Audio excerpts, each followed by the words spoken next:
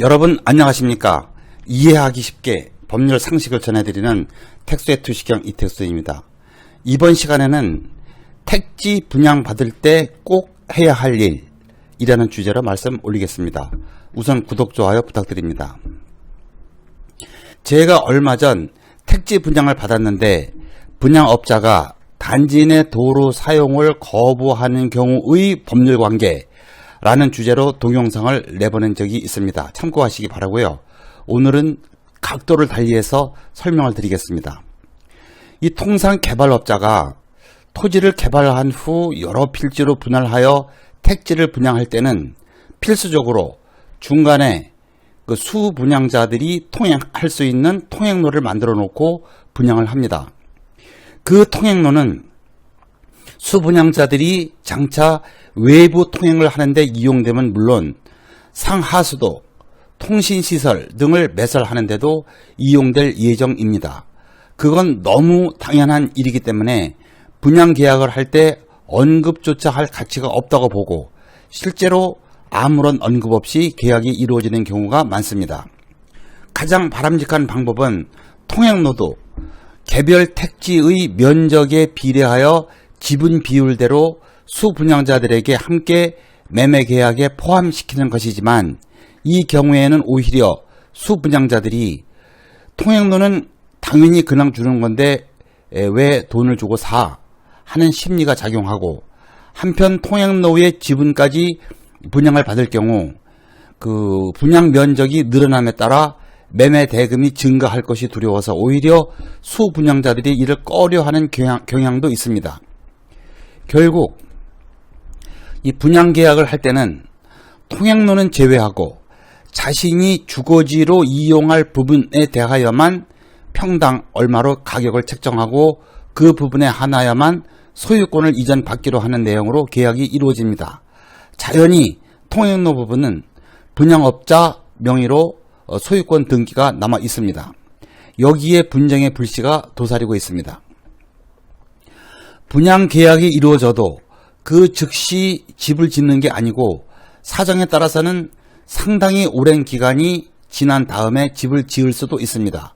그 사이에 통행로에 관하여 소유권 등기를 갖고 있는 분양업자는 계속 재산세를 납부하고 그 부동산을 소유함으로써 각종 공적인 부담을 져야 하는 게 우리의 현실입니다. 이러는 사이에 그 통행로 소유자는 통행로는 등기가 엄연히 내 명의로 되어 있고 내 재산이다 라는 생각을 하면서 처음과는 달리 통행로에 대한 인식이 바뀝니다. 이런 상황에서 건축 허가를 받아야 하거나 그 도로에 하수도, 상수도 및 통신 설비 등을 시설하여야 할 때가 왔을 때 관청에서는 영락없이 통행로 소유자의 사용 승낙을 받아오라고 합니다. 이때 통행로 소유자는 사용 승낙을 거부하거나 차일피일 미루는 일이 많은 게 문제입니다. 이에 대하여 대법원도 명백한 입장을 내놓았습니다. 대법원 2011-107184 판결은 이렇게 판결했습니다.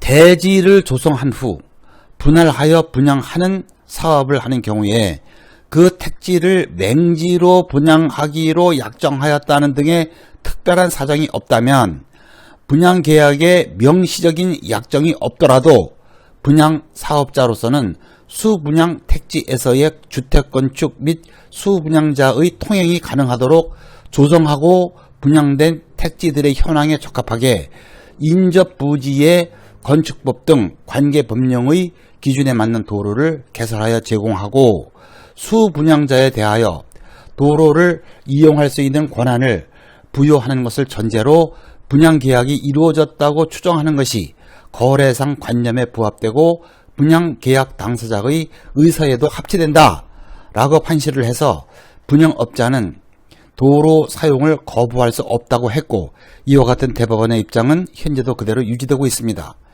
대법원 판례의 입장대로라면 당연히 통행로 소유자는 사용 승낙을 해줘야 하고 택지 소유자는 소송을 제기하면 승소할 것이 틀림없지만 일반인들은 소송을 하는 것이 비용은 둘째치고 우선 번거롭고 시간도 많이 걸리고 해서 법원에 소송을 제기하는 것을 상당히 부담스러워합니다. 이때 통행로 소유자는 사용 승낙의 대가로 돈을 요구하면서 그 금액이 소액이라면 별 문제가 없지만 대부분 다소 부담스러운 고액을 요구합니다.